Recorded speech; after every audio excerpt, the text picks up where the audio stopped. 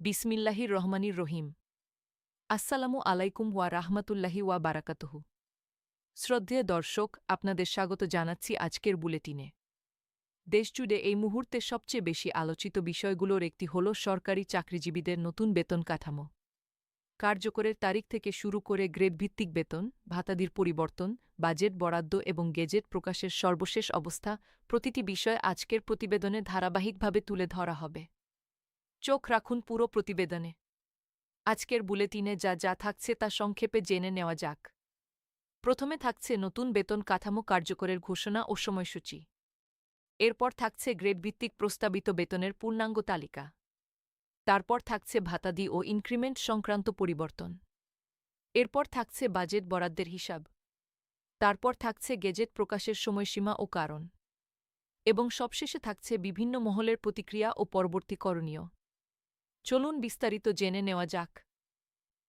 প্রথম খবর, কার্যকরের ঘোষণা। চলতি ২০২৬-২৭ অর্থবছরের বাজেট বক্তৃতায় সংশ্লিষ্ট কর্তৃপক্ষ ঘোষণা দিয়েছে, নতুন জাতীয় বেতন কাঠামো ১ জুলাই থেকে কার্যকর হবে।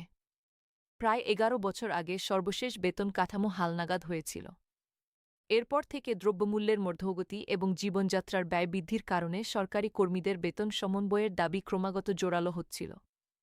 সেই প্রেক্ষাপটেই সরকারের সর্বোচ্চ পর্যায় থেকে নতুন কাঠামো কার্যকরের নীতিগত সিদ্ধান্ত এসেছে। তবে একযোগে পূর্ণ কাঠামো কার্যকর না করে ধাপে ধাপে বাস্তবায়নের পথ বেছে নেওয়া হয়েছে। শুরুতে ৩ ধাপে বাস্তবায়নের পরিকল্পনা ছিল, যেখানে প্রথম বছরে মূল বেতনের অর্ধেক, দ্বিতীয় বছরে বাকি অর্ধেক এবং তৃতীয় ধাপে নতুন ভাতা কাঠামো কার্যকর হওয়ার কথা ছিল। তবে সাম্প্রতিক সময়ে অর্থ মন্ত্রণালয় সংশ্লিষ্ট সূত্র জানাচ্ছে, ৩ ধাপের পরিবর্তে এখন ২ ধাপে বাস্তবায়নের চিন্তাভাবনা চলছে, যার ফলে প্রথম ধাপের বৃদ্ধির হার কিছুটা কম হতে পারে। তবে কার্যকরের তারিখ হিসেবে ১ জুলাই অপরিবর্তিতই থাকছে। এবার আসা যাক গ্রেডভিত্তিক প্রস্তাবিত বেতন কাঠামোর পূর্ণাঙ্গ চিত্রে। প্রকাশিত তথ্য অনুযায়ী নতুন কাঠামো গড়ে প্রায় ১০৫% পর্যন্ত বেতন বৃদ্ধির প্রস্তাব করা হয়েছে। উচ্চ পর্যায়ের গ্রেড থেকে শুরু করি। প্রথম গ্রেডে নির্ধারিত বেতন প্রস্তাব করা হয়েছে ১,৬০,০০০ টাকা। দ্বিতীয় গ্রেডে সীমা রাখা হয়েছে ১,৩২,০০০ থেকে ১,৫৩,০০০ টাকা পর্যন্ত। তৃতীয় গ্রেডে ১,১৩,০০০ থেকে ১,৪৮,০০৮ টাকা পর্যন্ত। চতুর্থ গ্রেডে ১,০০,০০০ থেকে ১,৪২,০০৪ টাকা পর্যন্ত। পঞ্চম গ্রেডে ৮৬,০০০ থেকে ১,৩৯,৭০০ টাকা পর্যন্ত। মধ্যম পর্যায়ের গ্রেডগুলোর দিকে তাকালে দেখা যায়, ষষ্ঠ গ্রেডে ৭১,০০০ থেকে ১,৩৪,০০০ টাকা পর্যন্ত সীমা প্রস্তাব করা হয়েছে। সপ্তম গ্রেডে ৫৮,০০০ থেকে ১,২৬,০০৮ টাকা পর্যন্ত।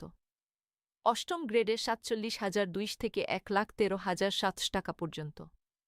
নবম গ্রেডে ৪৫,০০১ থেকে ১,০৮,০০৮ টাকা পর্যন্ত। নিম্নতর গ্রেডগুলোতেও একই অনুপাতে বৃদ্ধির প্রস্তাব রাখা হয়েছে, যাতে সামগ্রিক কাঠামো ভারসাম্য বজায় থাকে। দর্শক বন্ধুরা, একটি বিষয় স্পষ্ট করে জানিয়ে রাখা দরকার। এই সংখ্যাগুলো এখনও প্রস্তাবিত পর্যায়ে রয়েছে। মন্ত্রিসভার চূড়ান্ত অনুমোদন এবং আইন মন্ত্রণালয়ের ভেটিং শেষ না হওয়া পর্যন্ত এই তথ্যকে প্রাথমিক হিসেবেই ধরে নেওয়া উচিত। চূড়ান্ত গেজেট প্রকাশের পরই প্রকৃত সংখ্যা নিশ্চিতভাবে জানা যাবে। এবার আসা যাক ভাতাদি ও ইনক্রিমেন্ট প্রসঙ্গে। বাড়িভাড়া ভাতা বর্তমানে মূল বেতনের ২০% হারে দেওয়া হয়, যা বাড়িয়ে ৫০% পর্যন্ত করার প্রস্তাব রয়েছে। টিফিন ভাতা বর্তমান ২০ টাকা থেকে বাড়িয়ে ১,০০০ টাকা করার প্রস্তাব করা হয়েছে। চিকিৎসা ভাতাতেও উল্লেখযোগ্য বৃদ্ধির প্রস্তাব রয়েছে। এছাড়া বার্ষিক ইনক্রিমেন্টের হার বর্তমান ৫% থেকে বাড়িয়ে ১০% করার দাবি জানিয়ে আসছে কর্মচারী সংগঠনগুলো। দীর্ঘদিন বন্ধ থাকা টাইম স্কেল এবং সিলেকশন গ্রেড পুনর্বহালের বিষয়টিও সক্রিয় বিবেচনায় রয়েছে। এখন একটি বাস্তব উদাহরণ দিয়ে বিষয়টি সহজভাবে বুঝিয়ে বলি। দশম গ্রেডভুক্ত একজন কর্মচারী বর্তমানে ১৬,০০০ টাকা মূল বেতনের বিপরীতে ভাতাসহ মোট ২২,০০০ টাকা পাচ্ছেন। নতুন কাঠামো পূর্ণাঙ্গভাবে কার্যকর হলে তার মূল বেতন বেড়ে ২৪,০০০ টাকা হতে পারে, আর মোট বেতন দাঁড়াতে পারে ৩০,০০০ টাকার কাছাকাছি। অর্থাৎ প্রায় ৮,০০০ টাকার বৃদ্ধি আসতে পারে একজন সাধারণ কর্মচারীর মাসিক বেতনে। এবার আসা যাক আর্থিক বরাদ্দের হিসাবে। চলতি অর্থবছরের জন্য প্রায় ৯,৩০,০০০ কোটি টাকার সামগ্রিক বাজেট পরিকল্পনার মধ্যে নতুন পে স্কেল বাস্তবায়নের জন্য আলাদাভাবে প্রায় ২৫,০০০ কোটি টাকা বরাদ্দ রাখার সম্ভাবনা রয়েছে। কোনো সূত্র অনুযায়ী এই বরাদ্দ ২২ থেকে ২৫,০০০ কোটি টাকা বা তারও বেশি হতে পারে। এই বিপুল বরাদ্দ থেকেই স্পষ্ট সরকার এই উদ্যোগকে অগ্রাধিকার দিয়ে দেখছে। দর্শক বন্ধুরা, এবার গেজেট প্রকাশের সর্বশেষ অবস্থা জেনে নেওয়া যাক। প্রাথমিকভাবে আগস্ট মাসের দ্বিতীয় সপ্তাহের মধ্যে গেজেট জারির আশা করা হয়েছিল। প্রক্রিয়াটি এমন যে প্রথমে মন্ত্রিসভায় বাস্তবায়নের ধাপ অনুমোদিত হবে, এরপর আইন মন্ত্রণালয় ভেটিংয়ের জন্য পাঠানো হবে, এরপর সারসংক্ষেপ চূড়ান্ত অনুমোদনের জন্য পাঠানো হবে এবং সবশেষে আনুষ্ঠানিক গেজেট প্রকাশিত হবে। তবে সর্বশেষ তথ্য অনুযায়ী ডিজিটাল বেতন ব্যবস্থার সফটওয়্যারগত জটিলতার কারণে নির্ধারিত সময়ে গেজেট প্রকাশ সম্ভব হয়নি। প্রশাসনিক ও কারিগরি প্রস্তুতি সম্পন্ন করে সেপ্টেম্বর মাসের মাঝামাঝি বা শেষের দিকে গেজেট জারি হতে পারে বলে আশা করা হচ্ছে। তবে স্বস্তির খবর হল, গেজেট প্রকাশে বিলম্ব হলেও কার্যকরের তারিখ ১ জুলাই অপরিবর্তিত থাকছে, অর্থাৎ কর্মকর্তা-কর্মচারীরা ১ জুলাই থেকে হিসাব করেই বকেয়া পাবেন।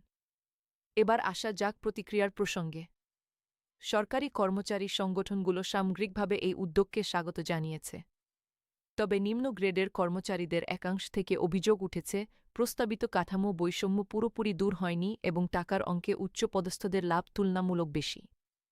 অনেক সংগঠন দাবি জানিয়েছে, একযোগে সম্ভব না হলেও অন্তত ২ ধাপে দ্রুত এই কাঠামো বাস্তবায়িত হোক। দীর্ঘদিনের কষ্টের পর এই উদ্যোগকে অনেকেই স্বস্তির খবর হিসেবে দেখছেন। অর্থনীতিবিদদের একটি অংশ মনে করছেন, নতুন বেতন কাঠামো কার্যকর হলে বাজারে ভোগ ব্যয় বাড়বে, যা সামগ্রিক অর্থনীতিতে ইতিবাচক প্রভাব ফেলতে পারে। তবে একই সঙ্গে তারা সতর্ক করেছেন, বিপুল অর্থ একযোগে বাজারে প্রবেশ করলে তা মূল্যস্ফীতির উপর চাপ তৈরি করতে পারে। এই কারণেই ধাপে ধাপে বাস্তবায়নের পথ বেছে নেওয়া হয়েছে বলে সংশ্লিষ্ট মহল মনে করছে। দর্শক বন্ধুরা, একটি গুরুত্বপূর্ণ তথ্য হল, এই বেতন কাঠামোর প্রভাব শুধু সরকারি কর্মকর্তা-কর্মচারীদের মধ্যেই সীমাবদ্ধ থাকছে না। স্বায়ত্তশাসিত সংস্থা, আধা সরকারি প্রতিষ্ঠান এবং এমপিওভুক্ত শিক্ষক ও কর্মচারীদের ক্ষেত্রেও এর প্রভাব পড়বে। শিক্ষা মন্ত্রণালয় ও অর্থ মন্ত্রণালয়ের যৌথ পর্যালোচনার মাধ্যমে এমপিওভুক্ত শিক্ষকদের বেতন কাঠামোতেও সমন্বয় আনার প্রক্রিয়া চলমান রয়েছে। পাশাপাশি সর্বজনীন পেনশন স্কিমেও প্রয়োজনীয় সমন্বয় আনা হবে বলে জানা গেছে, যাতে অবসরপ্রাপ্তদের পেনশন সুবিধাও নতুন কাঠামোর সঙ্গে সামঞ্জস্যপূর্ণ হয়।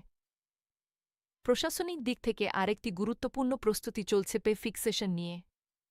গেজেট জারি হওয়ার পর প্রতিটি কর্মকর্তা-কর্মচারীর বেতন পুনর্নির্ধারণ করতে হবে, যা আইবাস প্লাস প্লাস নামক সরকারি ডিজিটাল ব্যবস্থার মাধ্যমে সম্পন্ন হবে। সংশ্লিষ্ট দপ্তরগুলো এই প্রক্রিয়া দ্রুত ও নির্ভুলভাবে সম্পন্ন করার প্রস্তুতি নিচ্ছে। দর্শক বন্ধুরা, পরবর্তী করণীয় হিসেবে এখন সবার নজর মন্ত্রিসভার চূড়ান্ত অনুমোদনের দিকে।